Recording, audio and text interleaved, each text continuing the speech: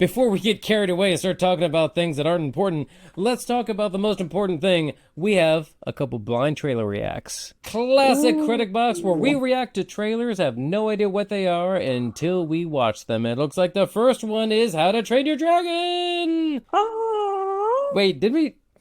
is this a Is it? sequel? Is this? Wait, yeah. This. Aren't there like 3 or 4 of them already? What Is is this this a one? sequel or a remake? I don't know. Let's see. Live action. Oh God, they made a live action. Well, You carry all of us with you. Dad, I can't kill dragons.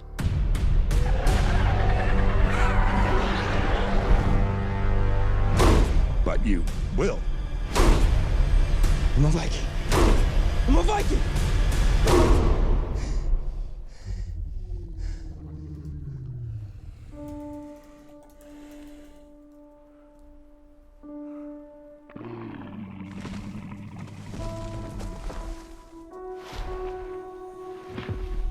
It's okay. I won't hurt you.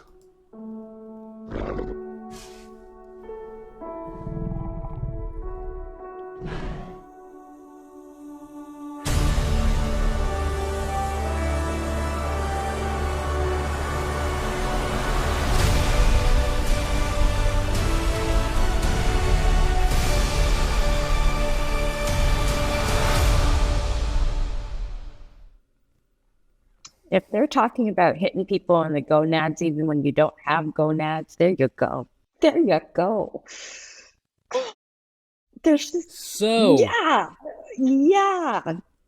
There's just so something about this is where we're at. This is what we're doing. We're just making live action versions of films that already exist and are wonderful as animation. You're just gonna make a shot for shot remake.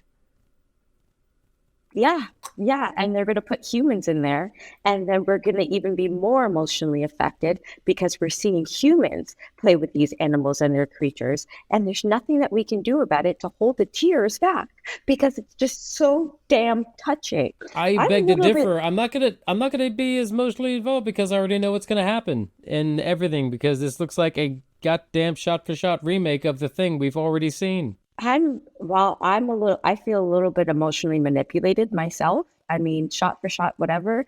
But this is the second movie. We had robots. We had the not Enoch or the Gochi or Nochi one, and now we have this. Like my heart cannot take all of this human interaction with with monsters or creatures or dragons anymore because it's bursting at the seams.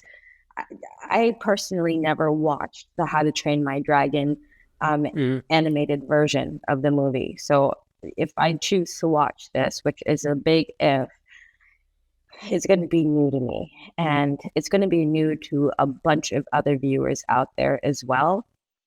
And we are all going to feel kicked in the stomach by watching this young man or little boy learn to connect and have a relationship with a dragon. And it's going to hit us more than watching Game of Thrones or The House of Dragon. And you all know how we love those dragons. Makes us feel. And you know that you're going to feel for it because that looks like the exact same dragon from How to Train Your Dragon, the animated ones, which I now have to specify. I can't just say, oh, you know, How to Train Your Dragon. Like, oh, yeah, the How to Train Your Dragon, like the 3 and 4 or whatever, the gray. I don't know, I have to specify. No, I meant the non-animated How to Train Your Dragon. Yeah. The live action one that, let's be honest, we all know it's not going to go anywhere. That, like all these live actions, everyone's gonna be up in an uproar in comments, and then it's gonna come out and it's gonna flop, and then they're gonna make it disappear, and we're never gonna talk about it again until you type into Google How to Train Your Dragon, and then you have 2 years where like, oh wait, which like I had to do as this trailer was going on, I was like, How to Train Your Dragon, because I wanted to look up what this one was, and then the 2010 original one came up, and I'm like, oh no, this is the live action one, Google, and it didn't even have a thumbnail for it yet. Why are we doing this? Without Is Disney worried about losing a copyright if they go 3 years without making another one of these, or like without making a live action? Is this what it is? Well, that one was actually DreamWorks. Jared, we're not going to blame everything on Disney in this world, okay? We Disney can. is We not. really can. We can so No, we easily blame cannot. Disney for everything. We cannot leave the company They're going to alone. come up huge in the discussion about sequels later, but we're not there yet. But yeah, Okay, well, let's save that, or let's save our ire for Disney till then. Someone makes these decisions. There's not a lot. If for as much as we say that there's original content out there, and there's some filmmakers and directors doing really great things, there's a lot of the times there's not a lot. And this just happens to be one of those situations with How to Train Your Dragon that they were just like, well, the first animated version did so well, we are just going to try to do it all over again and introduce it to people that are younger. That's it. they weren't alive That is 14 years literally, ago when the first one came out. they were not. They were not. And the ones that were 14, 13, 15 years old now that may have seen it when they were younger, um, they're teenagers and like a different format of things. So live action may actually work for them. Is it the same old thing, shot for shot? Maybe, probably. Is there anything new, anything different? No, but it's for a new audience. There is something new. Apparently, the girl playing Astrid, it looks like she is a person of color, where in the animated, she was a blonde-haired, blue-eyed girl. And like you'd think, there's trolls on the internet up in arms that a person of color is going to be in the live action, which honestly, if they're gonna, that's also part of the playbook of Disney. They'll just go in there and they'll change a character, and it means nothing. I mean, it's good for whoever it is who gets cast in these roles, and it means nothing that the live action has different looking people than the people in the animated one. So it's live action. People look different. About that, it's just like film and TV and everything that we do, content creation is all about imagination. And I just don't understand how we could still have, to this day, people who don't understand imagination and anybody being able to fit any character. When you had Dr. No or Doctor Who, they wanted to make Dr. No the main character, which is historically a man, a woman. Or when you have people Oh, like Doctor Who. It was Doctor Who, yeah. it was Doctor Who, okay. Or when you have people like Robin Hood and they make Robin Hood a black woman from the hood as opposed to making it a white man from a fictional fantastical hood in the village of magical trees. Like this, it's what we do. We Sherwood use our Forest. imagination. Yeah. Thank you. We use our imaginations to heighten it and enhance the stories and heighten and enhance these visual retellings of things, which we've always generally saw with white characters or fair-skinned characters or people who would be palatable to the whole entire global general construct wherever that came from.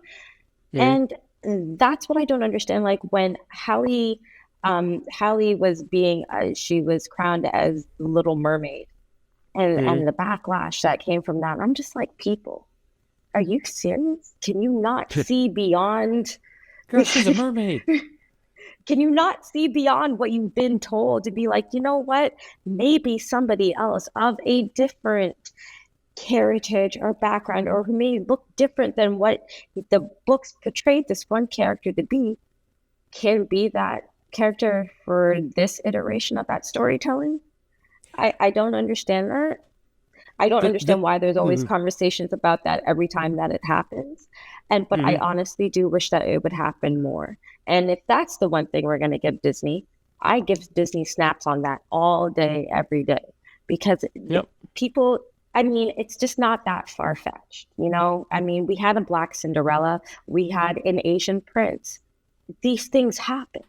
And we need to see more of it. If art is life, and life is art, then we need to see more of what different types of lives look like. Oh, could be. And could it also be a secret marketing campaign where they're like, hey, what if we make the traditionally white character a person of color? It'll cause a whole lot of ire and uproar and gain attention for this movie that's probably going to flop anyways because it's a live action shot for shot remake of something that was already beloved and there's no point to have it anyways. There's a lot of ways we can look at them. Yeah. You know? Definitely. That's make them fight on the internet about our film that was going to be a flop anyways. Yes. Yes. They know what they're doing. But hey, at least these girls are getting shots. Okay, these girls are getting shots that we're going to getting chances that we're going to get beforehand. But it is feel like it's the big wigs playing little cat's cradle, playing little puppeteer with us. But yeah. Actually, the only part we disagree on is that you think it's going to flop. I think it's going to do well. Like the How to Train Your Dragon story is just a really great story, period. It is. So it's wonderful. So wonderful that it was done 14 years ago. And I don't think they're going to bring anything new to this. Like, what is the point of a live action? Why do they keep doing this? Aladdin That flop. is the point. Little Mermaid flop. Cinderella's flop. All of these live action remakes of all these Disney classics. I was saying The Lion King. That wasn't even live action. That was just CG. They were like, what was the point of this? You know, and they just keep cranking these out. We do not talk about Simba on this podcast. Oh, I'm sorry. Is that too close to the heart again? Does that hit the heart? So it's just too soon. He couldn't wait to be king. And then he became king, and he needed longer.